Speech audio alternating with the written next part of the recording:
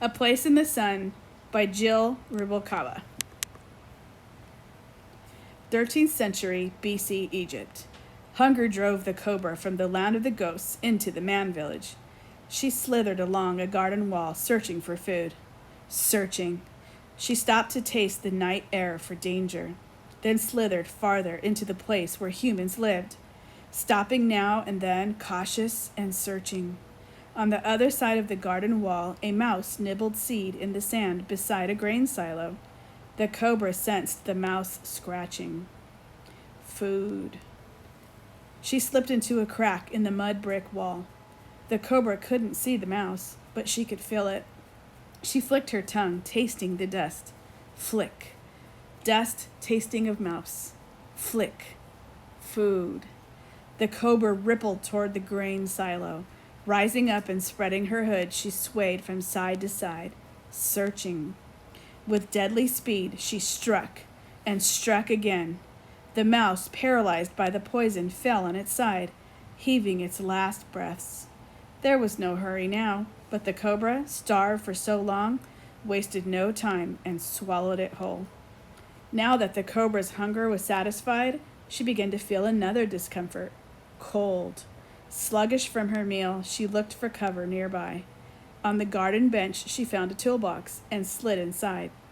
She wrapped around the stone tool, still warm from the day's sun, and fell into a heavy sleep. Chapter 1. The Festival of Opet. Senmut danced around his father, tugging on his linen kilt. "It's time to go. Hurry, father." "Time to go where?" Yuf tapped his jaw, pretending to think hard.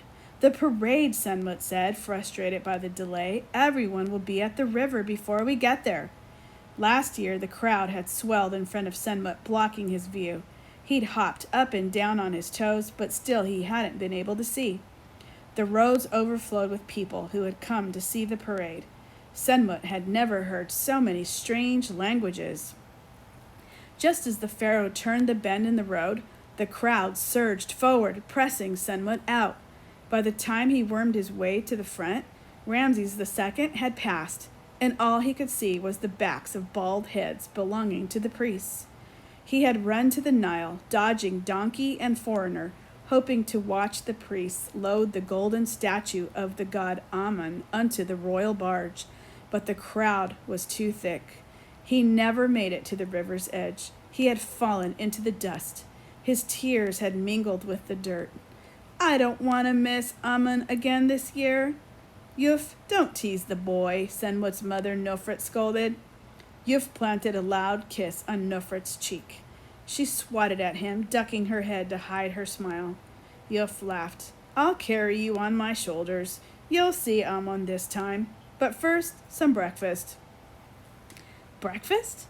Senmut wasn't the tiniest bit hungry. He could already hear the musicians in the village street. Who could think of food at a time like this? He danced around his mother, who was cooking sweetmeats on the roof. "Run down to the grain silo and fetch me some grain, Senmut. You can grind it to flour while we wait for breakfast to cook." Senmut hopped down the steps, thrusting out one leg, then the other. A reed basket lay propped against his father's toolbox. Senmut swept it up and put it on his head. He danced around the bench to the music coming over the garden wall from the street outside. "The mice have been into the grain again, I see. Where is that lazy cat?" Senmut called for the cat. "Minka!" Senmut thought he heard stirring from under the toolbox. He bent to look under the bench, expecting to find Minka stretching out of a nap. "Minka, you worthless mouser!" But Senmut was surprised to see nothing but sand. The music on the other side of the garden wall grew louder. The street musicians were just outside Senmut's house. Senmut scooped grain into the basket and ran up the stairs 2 at a time. He poured some grain into the stone bowl by his mother and crushed it with a heavy stone pestle. But he was too excited to grind for long. He ran to the edge of the roof. There were acrobats in the street below. "Look, a juggler! He has 5 clubs in the air. He's throwing them as high as our roof. If he came a bit closer, I could catch one." Senmut leaned way out, reaching with one hand. The juggler below laughed and spun the clubs closer and closer to Senmut. Don't lean out so far, you'll fall, Nofret warned. Such a warrior. Do you worry over me so? Yuf puckered his lips like a fish. Nofret giggled and leaned back. She smacked him with the reed basket. What? No kisses? Well then, come, Senmut. We can work a bit today. Senmut couldn't believe what his father was saying. Work? Not today. Father, couldn't it wait? The festival of Opet. The festival lasts for weeks, and there is plenty of time before the parade begins. Yif started down the stairs. Senmut looked down at the streets. People laughed and danced. The musicians played. Senmut sighed. Well, his father would have to stop for breakfast. His mother would make sure of that. They might still leave early enough to get a good spot for the parade, but not early enough for Senmut. If he had his way, they would take their sweetmeats in a basket to eat at the river's edge. After one last look and a wave to the jugglers, he followed his father down to the garden. Next to the toolbox on the garden bench stood a small stone statue. A nobleman had commissioned Yuf to carve a likeness of the cat goddess Bastet. The nobleman planned to double his wheat planting this year and was taking all precautions. Bastet made the sun ripen the crops. It was wise to show respect. Senmut picked up the statue and turned it from side to side. The cat looked straight ahead with quiet dignity. Bastet was sure to be pleased. As excited as Senmut was about the parade, it slipped to the back of his mind once he took hold of the stone. Stone never failed to excite him. Marble, granite, limestone, they all played their magic on Senmut, tingling with life in his hands. Reverently, Senmut positioned the statue on the workbench, facing the heat of Ray rising in the morning sun.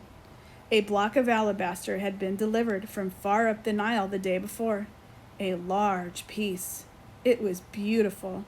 Senmut ran his hands over the surface. He had his father's gift to see the spirit that dwelled within the stone. At first he hadn't realized it was a gift. He thought surely everyone could see.